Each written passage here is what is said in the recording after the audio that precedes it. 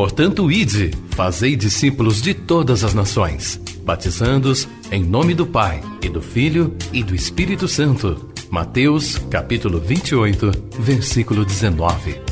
Assim diz o Senhor: quem tem ouvidos para ouvir, ouça o que o Espírito diz às igrejas.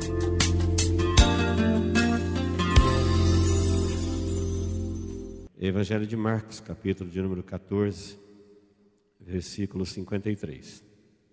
Diz assim: E levaram Jesus ao sumo sacerdote, e reuniram-se todos os principais sacerdotes, os anciãos e os escribas.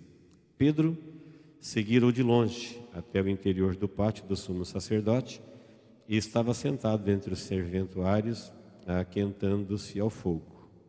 E os principais sacerdotes e todo o sinédrio procuravam algum testemunho contra Jesus para o condenar à morte, e não achavam, pois muitos testemunhavam falsamente contra Jesus, mas os depoimentos não eram coerentes. E levantando-se alguns, testificavam falsamente, dizendo: nós o ouvimos declarar: eu destruirei este santuário, edificado por mãos humanas, e em 3 dias construirei outro, não por mãos humanas. Nem assim o testemunho deles era coerente. Levantando-se o sumo sacerdote, no meio, perguntou a Jesus: nada respondes aos que estes depõem contra ti? Ele, porém, guardou silêncio e nada respondeu. Tornou a interrogá-lo o sumo sacerdote e lhe disse: és tu o Cristo, o Filho do Deus bendito? Jesus respondeu: eu sou.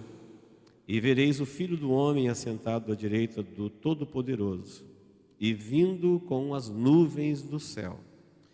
Então o sumo sacerdote rasgou as suas vestes e disse: que mais necessidade temos de testemunhas? Ouvistes a blasfêmia? Que vos parece? E todos o julgaram réu de morte. Puseram-se alguns a cuspir nele, a cobrir-lhe o rosto e dar-lhe murros, e a dizer-lhe: profetiza, e os guardas o tomaram a bofetadas. Amém. Até o versículo 65.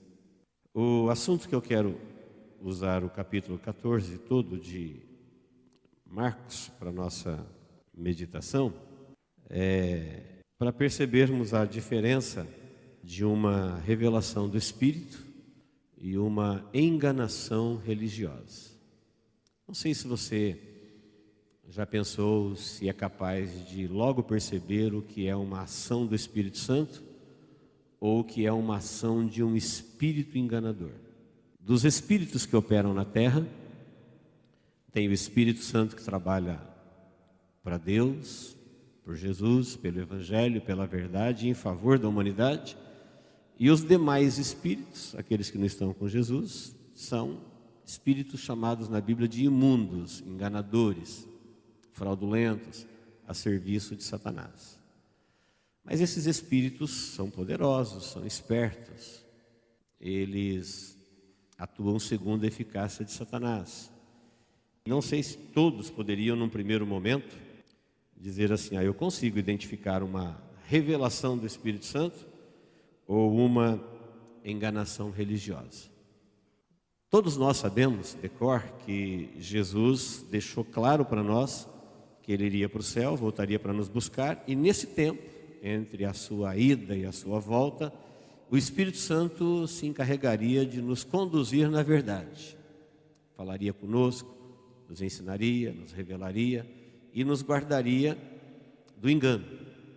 Isso é uma promessa de Jesus que nós cremos e temos experimentado na nossa vida de convertidos. É verdade.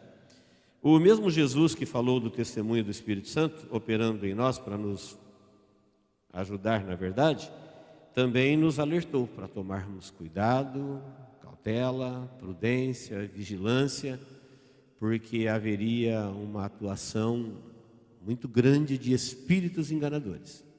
Numa cultura diabólica, demônios e homens, juntamente com homens, eles produziriam tudo aquilo que é enganoso, que parece que é, mas não é. E haveria tudo que existe de verdadeiro, haveria no mundo de falso, começando de Deus. Deus verdadeiro, deuses falsos. Jesus verdadeiros, cristos falsos, anticristos. e espíritos também, igrejas também, religiosos também, líderes também, mestres também, tudo. De tudo que existe de verdadeiro de Deus, existe o paralelo e existe o falso. E para nós não citarmos muitos textos, eu queria só usar o capítulo 14, que nós lemos o finalzinho dele aqui, a partir do versículo 53. No início do capítulo, versículo 1 e 2, fala que faltava 2 dias para a Páscoa e que os principais sacerdotes e escribas procuravam como que eles iriam matar Jesus. Era um plano para tirar a vida de Jesus. Versículo 2 diz que eles diziam assim: olha, nós não podemos fazer isso durante a Páscoa, porque a gente vai alarmar o povo. O povo que pratica a religião não pode perceber que nós vamos matar Jesus. Eles têm que continuar firmes nas festas, nas Páscoas. Vamos só matar Jesus, a religião vai continuar. Jesus estava atrapalhando o negócio deles. A religião já tinha virado um negócio, eles eram religiosos, e eles eram os principais sacerdotes. Teríamos que parar aqui para pensar, se fosse alguém, um sacerdote hindu, ou espírita, ou romano, tudo bem. São religiões pagãs, espírito imundo ciranda lá. São enganadores. Mas eles eram sacerdotes do judaísmo. Eles não eram mais descendentes diretos de Adão, eles foram gerados em Abraão, filhos da promessa. Esse ministério sacerdotal foi instituído por Deus, na nação de Deus, para essas pessoas conduzirem o povo de Deus a Deus. Como que esses principais sacerdotes e escribas, ou seja, os que oficiavam no sacrifício, e os escribas eram advogados da lei do Antigo Testamento, os entendidos de Bíblia do Antigo Testamento, as pessoas que sabiam minúcias para não deixar o povo errar. Como que eles agora querem matar Jesus? Sendo que nós sabemos que onde Jesus morrer não haverá vida. O plano de Deus era esse. Desde que o homem pecou, ele tem que morrer, mas Jesus resolveu aceitar a missão do Pai, que era morrer por eles. Então, onde Jesus chegar e salvar, o que estava morto vai reviver. Onde Jesus morrer, não haverá vida. Seja numa pessoa, numa família, numa igreja, numa nação, onde Jesus morreu, morreu a possibilidade de viver, acabou. Jesus é a vida, ele disse: eu sou o caminho, a verdade e a vida. Onde Jesus morreu, não haverá vida. É um fato revelado na palavra. E o capítulo 14 começa dizendo que estava chegando a Páscoa e Jesus estava atrapalhando o negócio deles, Jesus não entrava na religião deles, eles tinham para eles que era eles que haveria de dizer quem é o Cristo, portanto Jesus não entrou no negócio deles, estava atrapalhando, Jesus tinha que morrer. Na sequência, no versículo 3 a 9, fala quando Jesus é ungido, aquela passagem que todo mundo conhece de cor, quando Jesus é ungido em Betânia, por uma mulher que pegou um perfume de alto preço e quebrou o frasco, ele era lacrado, e o perfume era original, ele valia uma fortuna. Judas avaliou que ele poderia ser vendido por mais de 1000 dinheiros. Isso dava uma economia grande. E eles estavam na casa de Simão leproso, ex-leproso, um leproso que Jesus havia sido curado. Marcos não cita o nome da mulher, mas nós sabemos pelos outros evangelistas que era Maria, irmã de Lázaro. Fica claro ali que já estava chegando o dia da prisão e morte de Jesus, e parece que Maria era a única que acreditava de fato mesmo que ele ia morrer e ressuscitar. Porque quando alguém morria, ungir o corpo, homenagens póstumas, era também comum no judaísmo. Mas saber e acreditar que alguém vai morrer e esse alguém é a pessoa mais importante na vida dela, e se antecipar a sua morte e ungí-lo ainda vivo, fazer uma homenagem que todo mundo faria como póstuma, ela faz antes? Como? O que aconteceu com Maria? Uma mulher não poderia fazer isso. Jesus não era rei, conhecidamente, politicamente, publicamente, socialmente. Ele era rei de um reino espiritual, invisível. Então o ato dela não se justificava em nenhuma direção. Como que ela fica sabendo que ele tinha dito isso o tempo todo?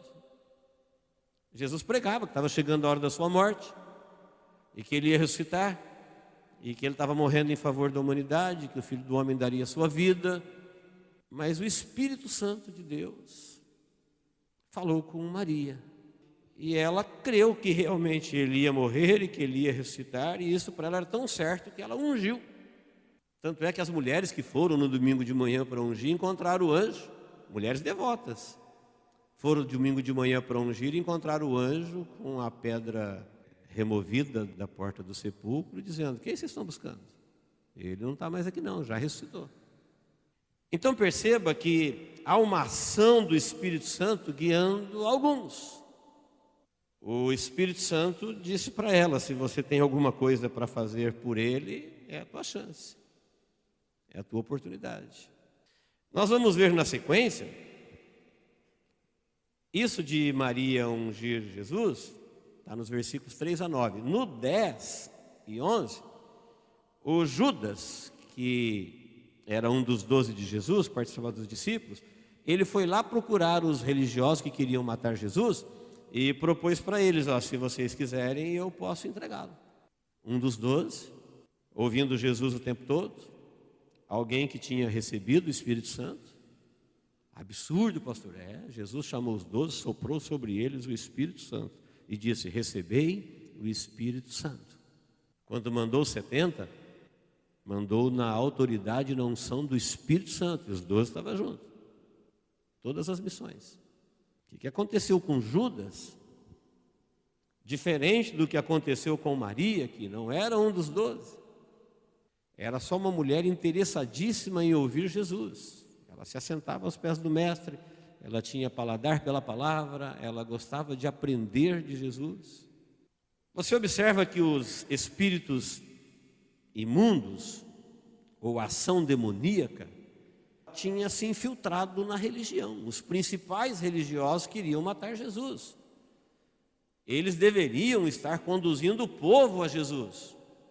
Mas longe disso, eles não somente estavam influenciados e comprados por espíritos enganadores, como eles também conduziam todos que aqueles procuravam Jesus ouvindo eles, eram levados para longe de Jesus. E eu estou falando do judaísmo, não estou falando do espiritismo, do romanismo, do hinduísmo. Judaísmo. Mas veja como o Espírito Santo encontra lugar no coração de Maria e diz: olha, o tempo de Deus na vida de cada um, ele passa. Ninguém sabe quando vai ter uma outra oportunidade. Aquele cego que gritava quando Jesus passou por Jericó: filho de Davi, tem misericórdia de mim. O pessoal falou: cala a boca, está incomodando o mestre. E ele gritava mais alto ainda. Hoje nós sabemos que Jesus nunca mais voltou em Jericó. O Zaqueu que subiu na árvore, que absurdo subir na árvore, podia encontrar um outro dia. Não, Jesus nunca mais voltou em Jericó. Um fato do Zaqueu se deu entrando em Jericó, o do cego se deu saindo, mas foi a passagem final. Era a chance da vida deles. E o Espírito Santo tocou no coração de Maria, e enquanto o espírito maligno, porque o próprio Jesus vai falar depois que Satanás encheu o coração de Judas. Enquanto o inimigo trabalha para oferecer na vida de Jesus um episódio triste, porque ele vai falar com tristeza no texto seguinte, dizendo: olha, um de vocês vai me trair. E a tristeza cai sobre todo ele, dizendo: sou eu? Será que sou eu? Será que sou eu? O Espírito Santo achou Maria, um coração para oferecer a Jesus um carinho. Tanto é que os discípulos não entenderam o que estava acontecendo, a ação do Espírito no coração de Maria. E Judas foi um que protestou, falou: olha, que desperdício, nós poderíamos pegar esse dinheiro, ele era tesoureiro, e fazer boa ação com os pobres. Jesus falou: deixa ela. Ela se antecipou em fazer um carinho para mim antes da minha morte. Era como se ele estivesse dizendo: o diabo já achou o coração de Judas. O diabo já entrou no coração dos sacerdotes, dos escribas, já preparou muita gente para me maltratar, para me ferir. E o Espírito Santo achou Maria. Deixa ela. Os pobres vocês vão sempre ter com vocês. Pobre é uma produção humana. Deus, quando criou o homem e deu a terra tem riqueza para todos igualmente. A administração humana é que produz injustiça, desigualdade, mas a terra tem para todos. E Deus é o Deus de todos, Ele é o Pai nosso. Ele não é o Pai meu, Ele é o Pai nosso que estás nos céus, é sempre nosso, é o nosso pastor. Então o pacto da traição que acontece quando Judas vai lá e oferece de mão beijada, ele que foi oferecer, ele ofereceu para os religiosos: se vocês quiserem, eu entrego ele para vocês, eu falo onde ele está, vamos combinar uma senha aqui, um beijo da identificação, um código, porque os guardas não iam nem saber quem era Jesus. Jesus era tão igual aos 12 que era perigoso eles levar um enganado. Não, eu identifico ele para vocês. Um plano diabólico. Percebe em cada uma dessas situações como que a religião conduz de um jeito e o Espírito Santo conduz de outro. Tem aqueles que são iluminados e tem aqueles que são enganados, porque eles simplesmente seguem uma religião, não estão atentos à promessa de Jesus desde a sua vinda, morte e ressurreição, que Ele enviaria o Espírito Santo para estar conosco. O Espírito Santo nos ensinaria, o Espírito Santo nos conduziria, o Espírito Santo nos revelaria. E que é um dever de cada cristão que tem o Espírito Santo na sua vida ser iluminado, esclarecido, revelado por Ele. Você não pode comer o pão da preguiça ou confiar nas religiões, nas instituições e dizer: não, eles dizem, então é. Não, Jesus disse que o relacionamento com Ele seria individual, cada um.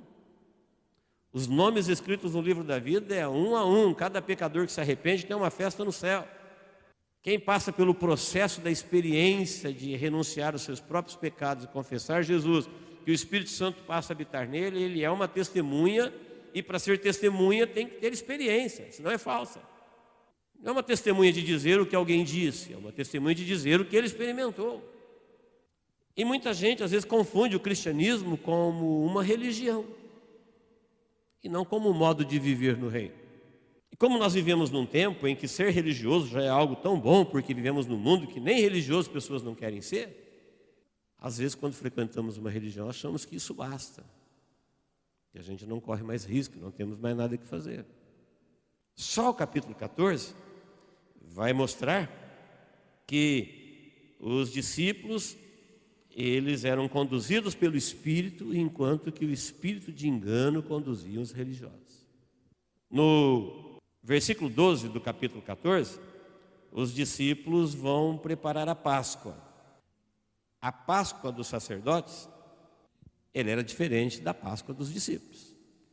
Enquanto que os sacerdotes estavam preparando a Páscoa, que matava o cordeiro, lá no templo, com muita pompa, com muito luxo, com muitos recursos, com muitos ornamentos, com muita cerimônia, mas essencialmente comprometidos com espíritos enganadores, que escravizavam o povo, que roubavam o povo, que levavam o povo para longe de Deus. Jesus foi com seus discípulos à parte e mandou 2 deles na frente e falou assim: olha, vai lá e entra na aldeia e vocês vão encontrar alguém e pergunta para ele assim: onde é o lugar que nós devemos preparar a Páscoa? E eles vão te mostrar um lugar, e vocês, quando chegarem lá, vai ser uma sala grande, toda ornamentada. Jesus vai antecipando as coisas que vão acontecer. E o texto termina de 14, 12 ao 16, dizendo que eles foram e acharam o homem, e acharam o local, e tudo bateu do jeitinho que estava escrito. Isso eu estou seguindo a pena de Marcos. Se for pegar dos outros, nós vamos ver Jesus falando: vocês vão chegar em tal lugar, vai encontrar um jumentinho, vocês vão desamarrar, vai trazer para mim, e a hora que vocês fizerem isso, o dono vai aparecer, vocês vão falar para o dono, e tudo ia acontecendo.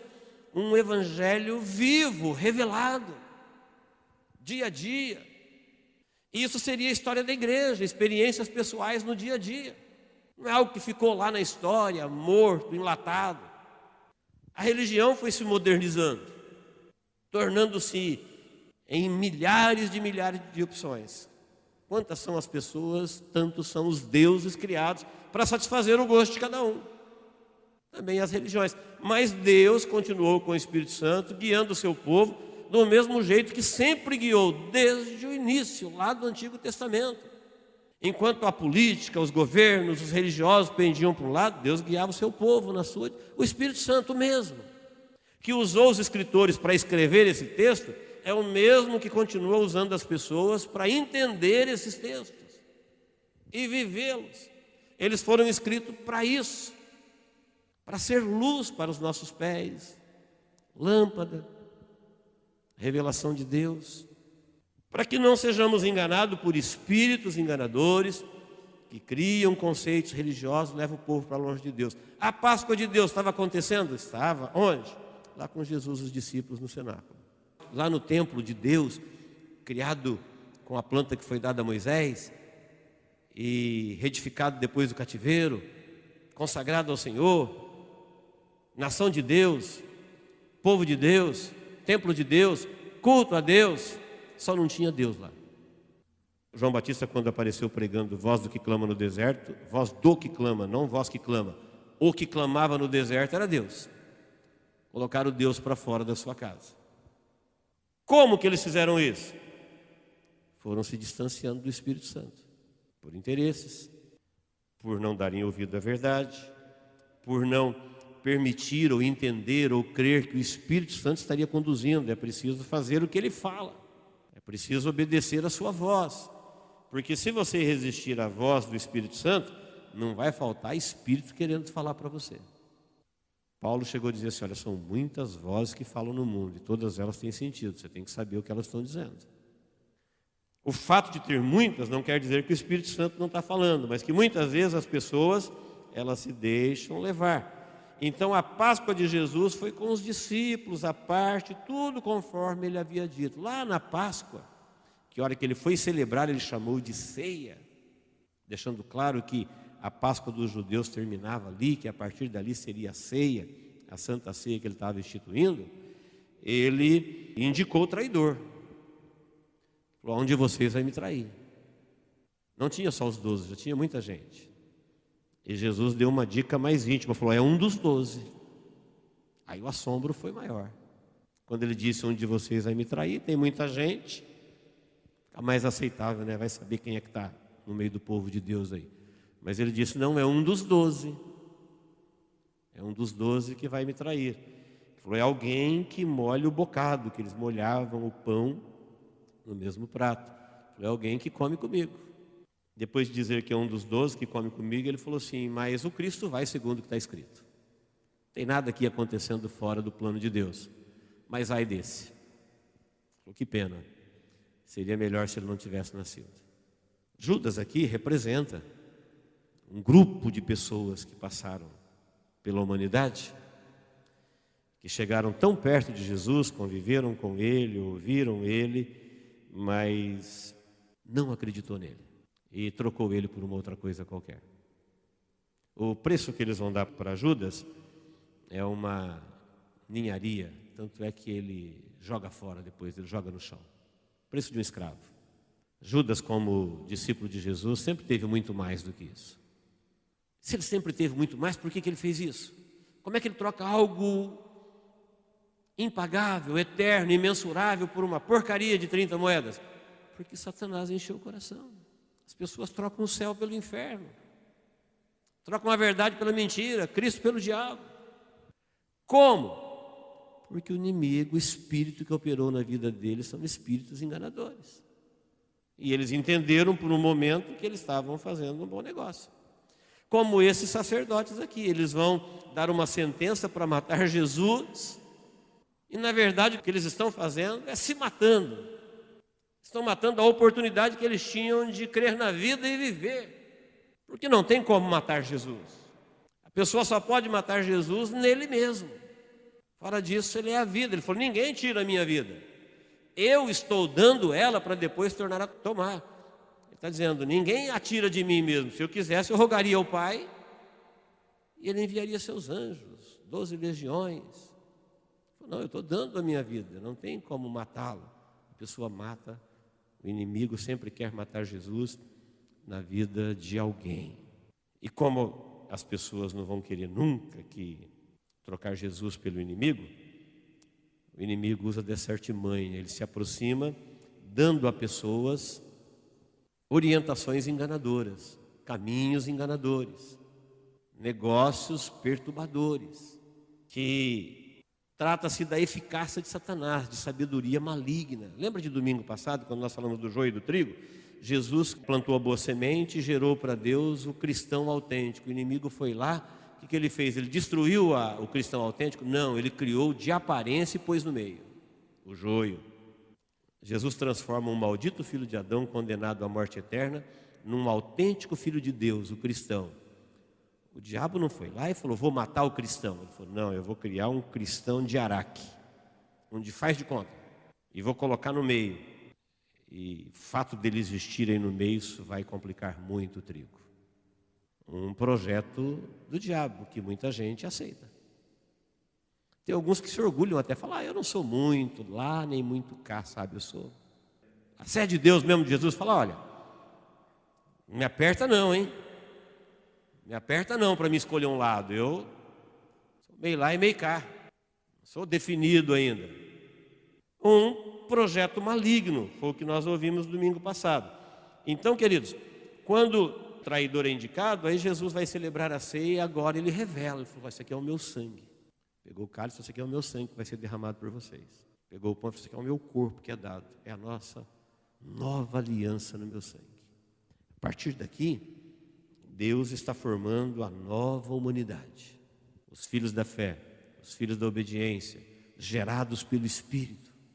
É o Espírito Santo que está gerando no coração deles o desejo de receber Jesus, porque eles foram aceitos por Jesus primeiro, e são convencidos de que Deus veio morrer por eles, e entende que Jesus vai dar a vida deles por eles, e por isso eles vão dar a vida deles por Jesus, e começa um novo relacionamento com Deus, cancelando aquilo que Adão fez no Éden. Mas o que Adão fez no Éden? Jesus disse, não, vocês se arrependem que eu perdoo. Arrependei-vos, se converte, convertei-vos, se arrepende, se converte, e eu cancelo aquilo lá e a gente começa tudo de novo. Essa é a ação do Espírito Santo. Portanto, o espírito imundo que entrou lá no Éden e enganou Adão, ele continua entrando nos lugares sacros. Ele entrou lá no Adão, lá onde estava o Adão de Deus, no Éden de Deus. Ele continua perambulando esses lugares para fazer os seus feitos. A prova é que Jesus vai avisar Pedro agora. Na sequência, ali no capítulo 14, Jesus vai dizer para Pedro, né? Pedro, ele é avisado porque Jesus disse assim, olha, está chegando a hora, eu vou entregar a minha vida, e a hora que eles lançarem mão de mim mesmo para valer, todos vocês vão se escandalizar. Aí Pedro deu a cara. Pedro falou, não, eu não vou fazer isso. Ele falou, ainda que todos aqui façam, eu jamais. E acrescento ainda, se for preciso entrar em luta, eu morro por ti. E aí Jesus falou para Pedro assim, você vai me negar 3 vezes antes do galo cantar 2. O galo vai cantar 2 vezes, você vai me negar 3. Depois de Pedro falar, eu morro por ti. Então nós sabemos, por tudo que a Bíblia diz, que Pedro estava sendo sincero, ele não era um cristão falso. Ele estava disposto a morrer por Jesus mesmo. Só que ele não conhecia a si mesmo. Ele era muito confiante nele. Ele era sanguíneo, determinado. Homem do mar, homem de coragem, não tinha medo de morrer. Mas ele não tinha ainda a revelação do Espírito que ninguém morre para Deus sem antes Deus morrer por ele. Ninguém faz nada na direção de Deus antes de reconhecer aquilo que Deus fez por você primeiro. Quem tenta fazer isso, se engana. Porque qualquer coisa que o homem caído fizer por Deus, ele não pode esquecer que antes dele aceitar o que Deus fez por ele, ele é um maldito condenado à morte eterna. Essa é a situação de todo homem. Todo descendente de Adão. Deus disse, maldita é a terra por tua causa, maldita é a tua descendência. Então, antes da pessoa aceitar o que Deus fez por ela primeiro, o que ela fizer para Deus, isso não tem nenhum valor, ainda que ela deu seu corpo para ser queimado. Tem gente muito contente com aquilo que ele faz para Deus, mas não consegue aceitar o que Deus fez por ele. Tempo perdido. Isso não é o Evangelho. Jesus disse para ele que ele precisava tomar cuidado e não confiar tanto nele. Ele tinha que primeiro aceitar que ele foi aceito. Aceitar que Jesus daria a sua vida por ele. Foi aquilo que ele acabou de ensinar-lhe na ceia. Falou: esse é o meu corpo que é dado. Esse é o meu sangue que é derramado. Essa é a nova aliança que eu faço com vocês. Aquele engano do diabo lá em Adão está neutralizado. Morreu, se arrependeu, vamos começar de novo. Mas o inimigo está aí outra vez. Ele vai vir com as suas artimanhas. E quando Jesus disse para ele que ele ia negar 3 antes do galo cantar 2, ele, acredito que no primeiro momento não acreditou. O capítulo 14 continua e o próximo passo, Jesus é preso.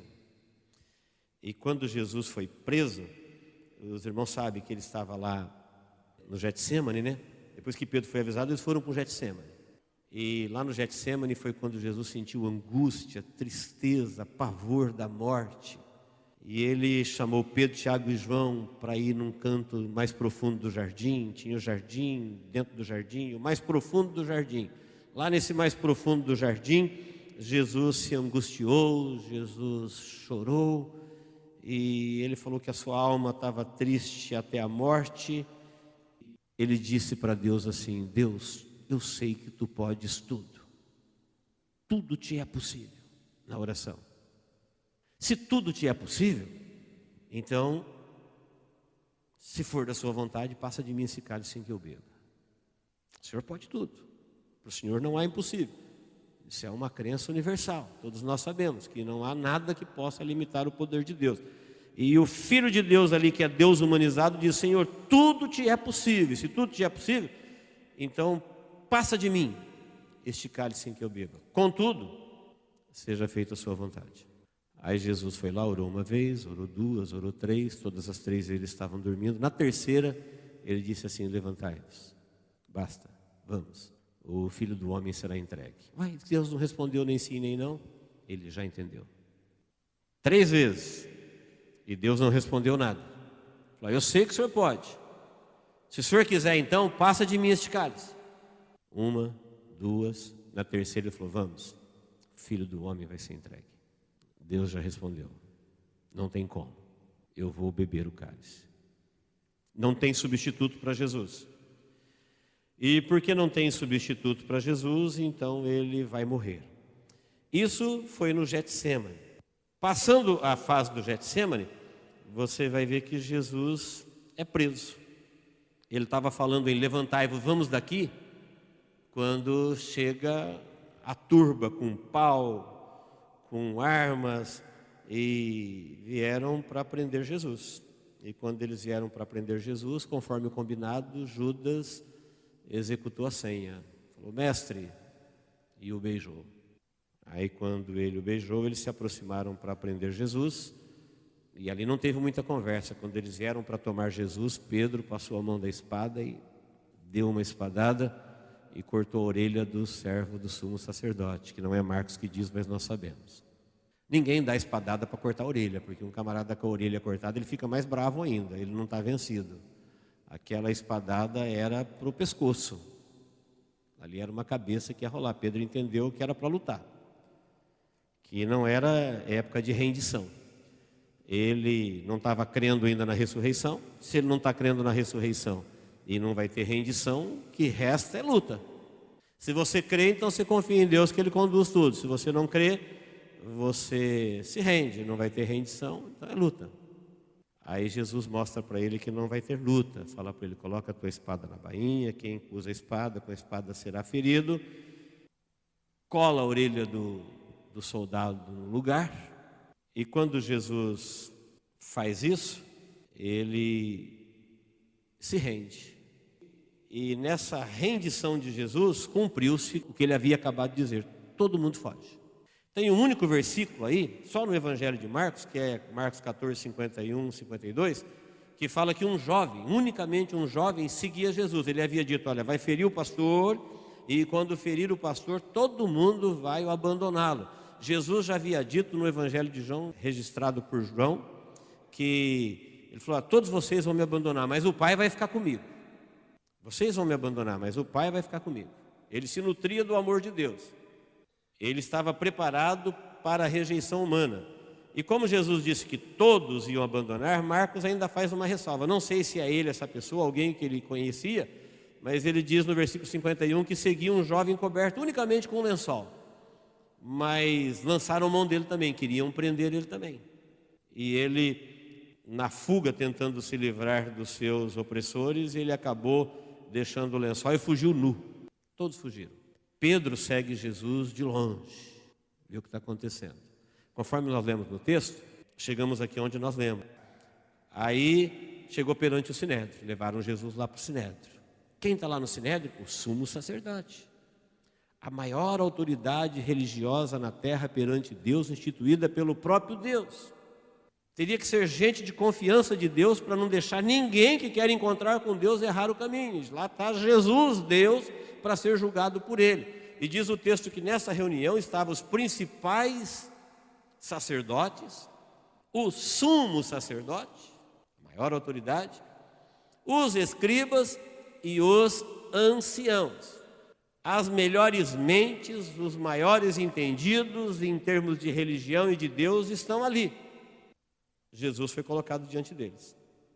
E aí procuraram testemunhas. Marcos dá um depoimento que apareceu testemunhas, mas não deixava os sacerdotes seguros para matá-lo. Tem o povo da religião, precisa dar uma versão para eles. Apareceu gente lá dizendo: olha, eu ouvi ele dizendo que ele ia destruir esse templo. Imagina destruir aquele templo, era um negócio deles. Ele falou que ele destruiria esse templo porque esse templo foi construído por mãos humanas e que em 3 dias ele ia reconstruir um outro que não é por mãos humanas. Mas, diz Marcos, isso não havia muita coerência. Jesus havia dito isso mesmo. Jesus havia dito para aquela turba que veio com Judas, com pau, quando Pedro pegou a espada, falou: olha, eu ensinava todos os dias no templo. Nunca vocês me viram com um exército treinado, armado. Por que as armas? Por que os paus? Vieram procurar um malfeitor? Vocês não me prenderam antes? É porque agora chegou a hora. Jesus vai revelando para os seus: olha, agora chegou a hora que eles vão prender o pastor e vocês vão me abandonar. Marcos registra que todo mundo abandona. Existe uma única exceção de alguém que quer segui-lo, mas quando eles se arremetem contra ele, ele foge largando as roupas para trás e some, foge, escapa no meio da noite, nu. Não sei se Marcos está dando o seu próprio depoimento de alguém que ele viu tão de perto, mas o fato é que Pedro seguia de longe. O que está acontecendo lá dentro do pátio do sumo sacerdote? Eles perguntaram para Jesus assim: você está sabendo do que as pessoas aí estão te acusando? O que você tem a dizer a respeito? E Jesus ficou quieto. Aí o sumo sacerdote, a maior autoridade de Deus, que teria que ser de Deus, diz assim: és tu o Cristo? Para um judeu falar isso, o Cristo, ele estaria dizendo assim: olha, é você o Deus verdadeiro, Criador de todas as coisas, que se humanizou e veio até nós? É você? Eles estavam esperando isso.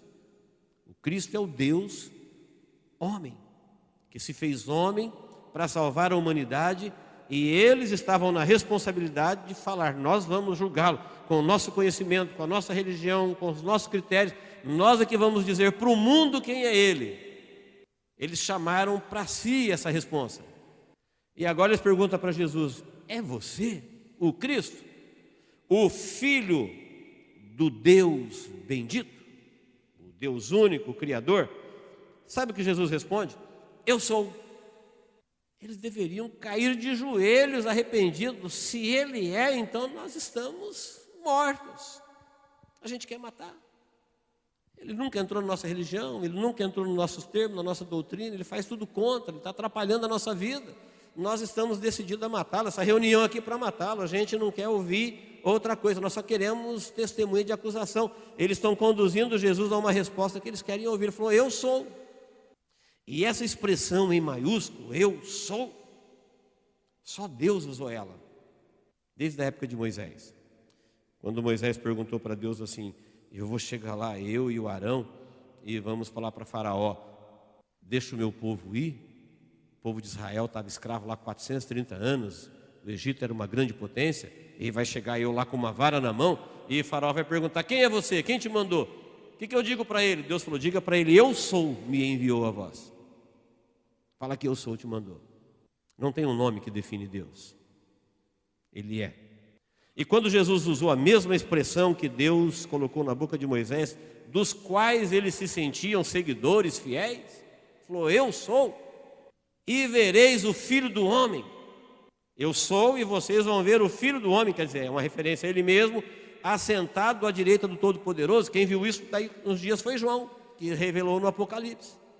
Quando ele estava nele de Pátmos, ele viu o próprio Jesus, aquele que ele viu sangrando, poderoso no céu, assentado à direita de Deus, num corpo glorioso, cumprindo o que Jesus havia dito. Vocês vão ver, sou eu. E faz uma profecia para o final do tempo dos judeus, dizendo: e um dia vocês me verão vindo nas nuvens do céu. Se eles estivessem procurando por Deus mesmo, ali deveria ter uma rendição histórica, de conversão, pedido de perdão a Deus, pedido de perdão à nação, de cegueira espiritual, dizendo: nós nos enganamos. Pelo contrário, o sumo sacerdote nesse momento rasgou as suas vestes, era um sinal de profunda revolta e humilhação, para gerar convicção e espanto em todos os seus subordinados, e disse assim: nós não precisamos mais de testemunhas. Vocês ouviram ele falar, ele é réu, confessa, ele se diz que Deus, falou que ele é Deus, ele acabou de blasfemar, e porque ele acabou de blasfemar, eu entendo que ele é digno de morte. E vocês, o que vocês acham? Todos concordaram. Então todo mundo que era orientado por aquelas mentes religiosas entenderiam que eles estariam matando uma pessoa que tentou se passar por Deus, que ele não foi Deus nunca, que ele era um falso, que quase que ele conseguiu, que ele operou milagres maravilhosos, mas era pelo poder de Beelzebu, e fazendo tudo que era verdadeiro de Deus para a humanidade ficar falso, e tudo que era diabólico do inferno para a humanidade ficar como verdadeiro. É isso que eu entendo. E vocês, o que vocês acham? Todo mundo falou: ele é digno de morte. A partir deste momento começou a pancadaria, murros em Jesus, cusparadas na face, tratando Jesus como se fosse um diabo. Cobriram a cabeça deles e o encheram de bofetadas e diziam: profetiza, quem é que foi que te bateu? E sabe quem estava de longe vendo a sessão de horror? Pedro. Pedro estava assistindo ali, entendendo: olha o que eles estão fazendo com o nosso Cristo.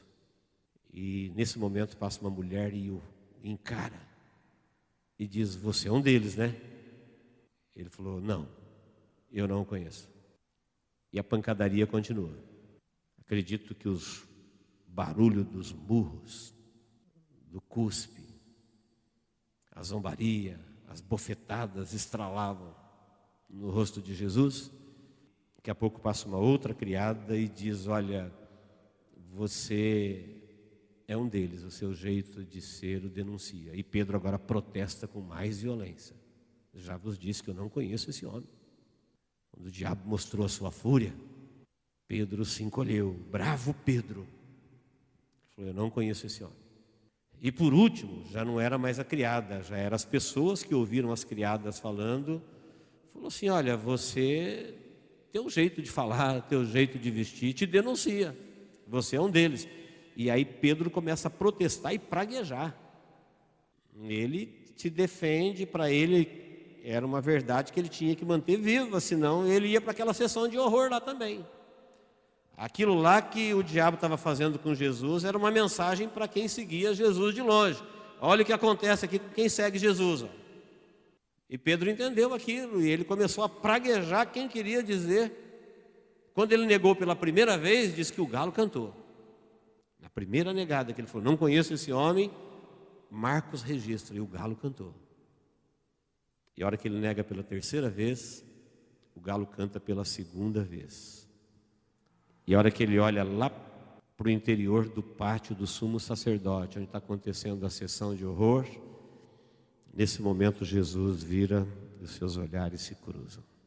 E aí Pedro lembrou de tudo. Quando ele falou para Jesus: eu jamais. E Jesus disse: você é é um igual.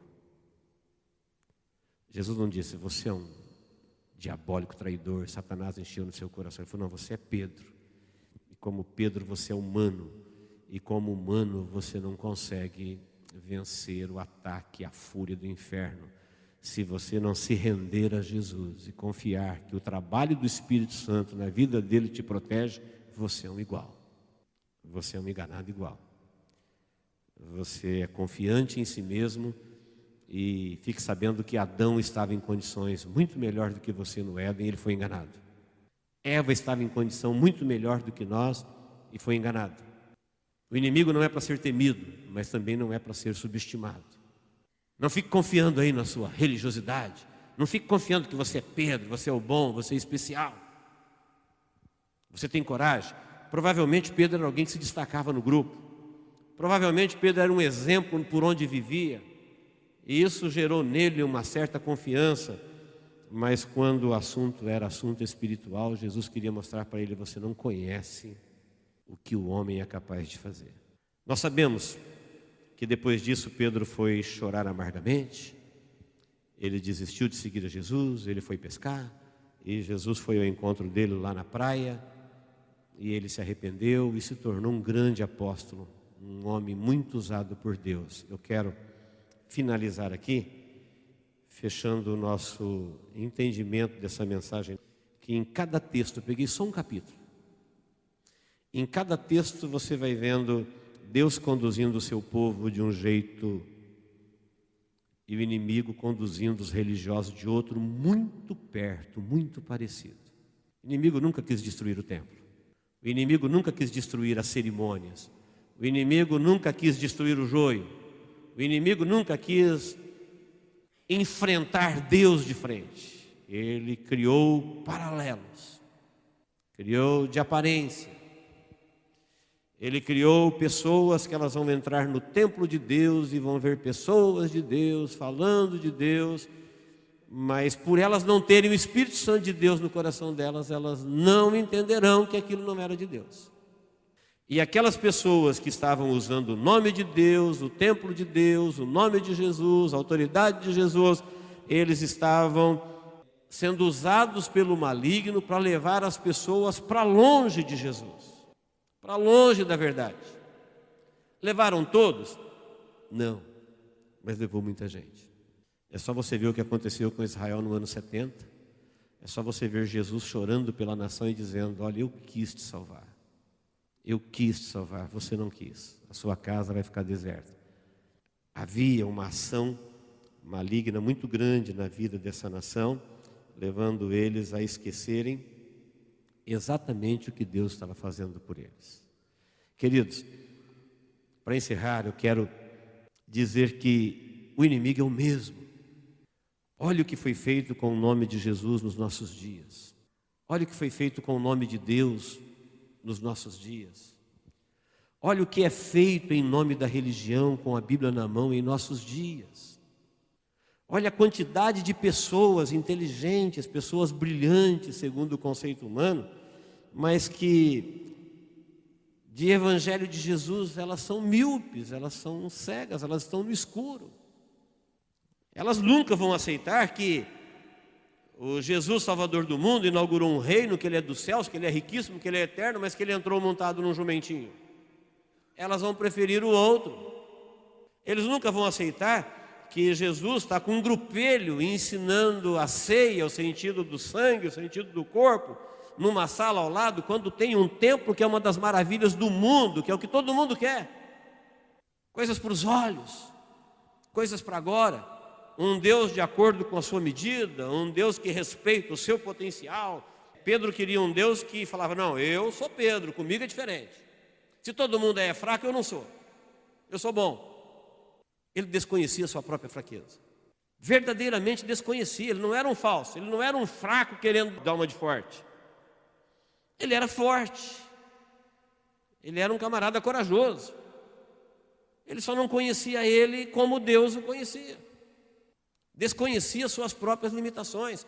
Como tem muita gente hoje se relacionando com Deus, muito confiante. Deus diz uma coisa, ele diz, não, mas eu... Jesus disse, todos vocês vão me fugir. e acabou. Ele está dizendo, todos vocês podem ser enganados. Se você se afastar da luz, se você se rebelar contra aquilo que Deus diz e dizer, não, comigo não, comigo vai ser diferente. Isso é muito perigoso. Quando Jesus disse todos, é todos. Judas não era nenhum crápula. Ele era um dos 12 que andou com Jesus e que passou 3 anos desapercebido, cumprindo suas funções, mas em dado momento ele não gostou quando Jesus declinou de ser rei e aceitou morrer na cruz. Judas não concordou com isso. Ele estava gostando mais da parte inicial, quando ele disse que ele era rei e eles reinariam sobre 12 tronos, e eles não entenderam que isso era futuro, eles queriam para já. Quando Judas viu que Jesus declinou do reino do mundo, da sua glória, ele tentou levar alguma vantagem. E aí o inimigo achou no coração dele um coração aberto para encher a cabeça dele.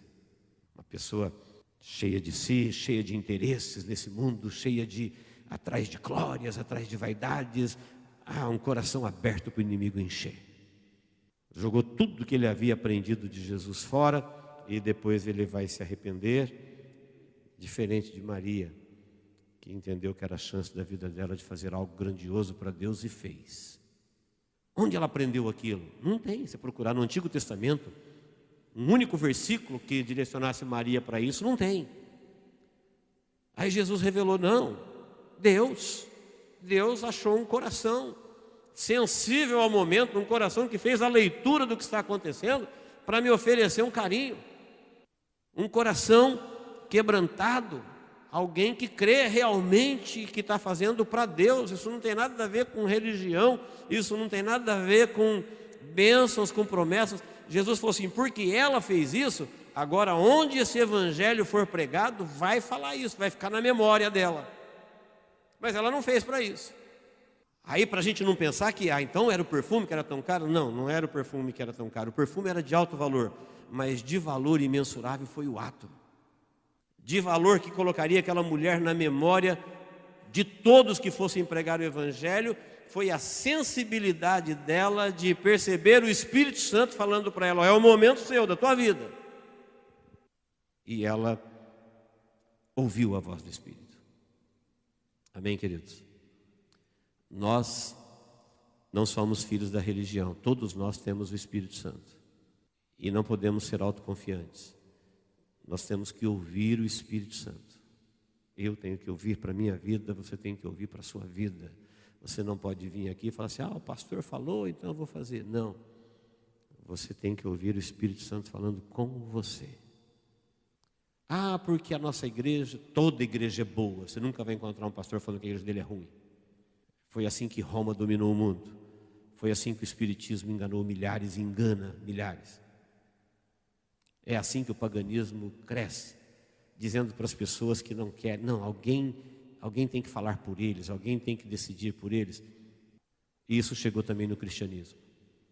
Existe uma geração de cristãos que eles não querem pagar o preço de orar, de ler, de aprender, de cultuar. Eles querem alguém falando que ele está salvo. E apareceu gente para fazer isso aos milhares. Eles cobram, mas fazem. Agora o Evangelho diz, olha, isso não tem atalho. Você precisa ter a sua experiência com o Espírito Santo de Deus. É Ele que vai te livrar do auto-engano. É Ele que vai te livrar da astúcia do maligno. É Ele que vai te conduzir na verdade. Uma experiência com Deus para herdar as riquezas de Deus para o seu povo para sempre. Amém, queridos? Deus nos abençoe em nome de Jesus. Vamos orar. Vamos juntos orar. Deus, em nome de Jesus, estamos aqui na tua casa, congregados pelo teu Espírito. Viemos aqui te adorar, oferecer, ó Deus, o seu culto. Tu és digno de honra, glória, louvor. Só tu és digno de culto, ó Deus. E nós te agradecemos pela oportunidade que o Senhor nos dá de comparecermos diante de ti em nome de Jesus, oferecendo a ti o nosso sacrifício vivo, que é o nosso culto racional. Obrigado, ó Deus, pela tua palavra. nós a recebemos como tua palavra. Cremos, ó Deus, de todo o nosso coração, que o teu Espírito Santo está fazendo na terra a obra que o Senhor disse que ele faria, que ele está convencendo, que ele está salvando, que ele está perdoando, que ele está conduzindo as pessoas a Deus por intermédio de Jesus. E cremos, ó Deus, que a tua palavra enviada pelo teu Espírito Santo cumpre este propósito na nossa vida a cada dia. Por isso nós tributamos a ti o nosso louvor, a nossa adoração, honra e glória, pedindo a Deus que o Senhor nos livre de todo e qualquer engano, seja ele pessoal, religioso ou espiritual, mas que a tua verdade reina, ó Deus, poderosamente no meio do seu povo. Em nome de Jesus nós oramos. Amém.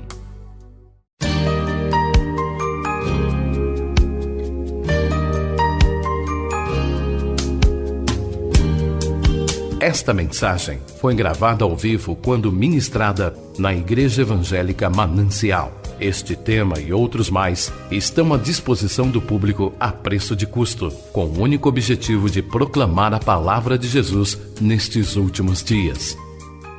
Adquira, ouça, creia, pratique e presenteie alguém que você ama com esta mensagem, a palavra de Deus.